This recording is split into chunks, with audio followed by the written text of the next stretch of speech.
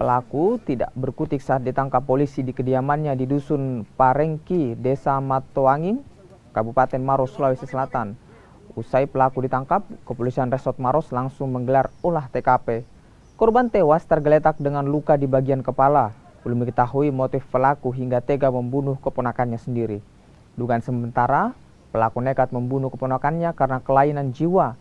Pelaku kini diamankan dan menjalani pemeriksaan di markas polisi Maros, Sulawesi Selatan.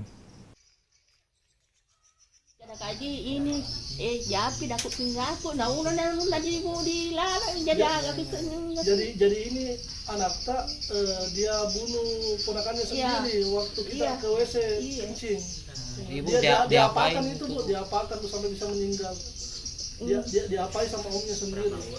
Diapa itu? Dihantam atau dibanting ya Bu? Dibanting ya Bu, sampai pecah kepala. Yang dibunuh sendiri Pak, bayi berusia berapa Pak? Kalau korbannya, bayinya berusia sekitar 3 tahun. 3 bulan Pak? Sekitar 3 bulan, berjenis kelamin perempuan. Itu yang melakukan siapa? Pembunuhan sendiri siapa? Yang melakukan pelakunya sendiri itu dari hasil penyelidikan kami itu adalah pengakuannya sendiri. Motifnya sendiri Pak untuk saat ini gimana Pak?